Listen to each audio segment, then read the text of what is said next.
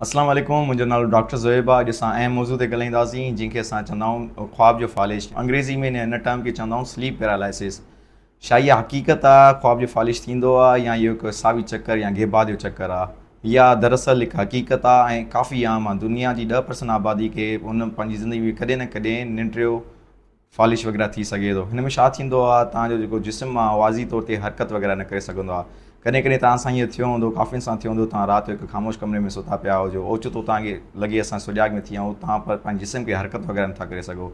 जेके हुन कमरे में माण्हू वग़ैरह वेठा हूंदा आहिनि, तव्हां हुननि जी हर शइ ॿुधी सघो था, ॾिसी सघो था, सम्झी सघो था, पर तव्हां सुन पइजी ईंदा हो, तव्हां हरकत वग़ैरह न करे सघंदा आहियो। काफ़ी ख़ौफ़नाक वाक़ियो आहे, छो त माण्हुनि खे इहो लॻंदो आहे पंहिंजे जिस्म तां कंट्रोल विञाए चुका हूंदा आहिनि। अच्छा, जेका स्लीप पैरालिसिस आहे अमूमन इहा कॉमन हूंदी आहे या सुम्हण खां पहिरियां या जॾहिं तव्हां जागण वारा हूंदा हुन वक़्तु थींदो आहे।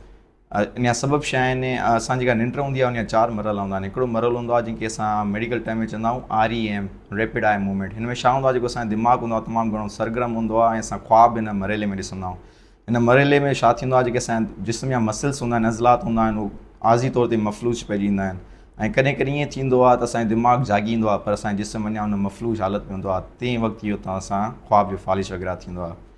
इहा जेको स्लीप पैरालिसिस आहे काफ़ी उन्हनि बंदनि में कॉमन आहिनि जंहिंखे एंज़ाइटी सां दरपेश हुजनि या जंहिंखे स्ट्रेस जा मसइला हुजनि या पैनिक डिसऑर्डर जा मसइला हुजनि, या इहो उन्हनि में कॉमन हूंदो आहे जंहिंसां शिफ्ट वर्क शिफ्ट थी वञे, कंहिंजी ड्यूटी आहे राति जो डे में थी लॻे या डे वारे ड्यूटी वारा राति जो लॻंदा त हिकु स्लीप डिस्टर्ब थी वञे, त अमूमन इहा शइ उन्हनि में कॉमन आहे।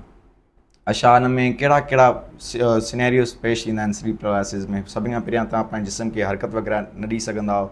हुन खां अलावा तव्हांखे साह में मूंझ वग़ैरह थींदी आहे। टियों त उहो काफ़ी टेरिफाइंग ख़ौफ़नाक हिकिड़ो वाक़ियो हूंदो आहे। ऐं इन सां कीअं डील वग़ैरह कजे? छा या स्लीप पैरालिसिस अगरि कंहिंसां थियनि था त अमूमन इहा ख़तरनाक न हूंदी आहे, इहे थोरे वक़्तु हलंदी आहे, हुन खां पोइ स्लीप पैरालिसिस ख़तमु थींदी आहे। पर कंहिंसां बार बार थियनि था त उहो पंहिंजी एंज़ाइटी खे मैनेज करे, जेका तव्हां सुम्हो था राति जो टाइम सेम टाइम ते सुम्हो, अगरि राति जो तव्हां 10 बजे सुम्हो था या 11 बजे सुम्हो था त मेक श्योर कयो त तव्हां डेली बेसिस ते 10 या 11 बजे सुम्ही पवंदा कयो। ॿियो तव्हां उल्टो वग़ैरह पुठी ॾेई करे तव्हां न सुम्हंदा कयो। Thank U.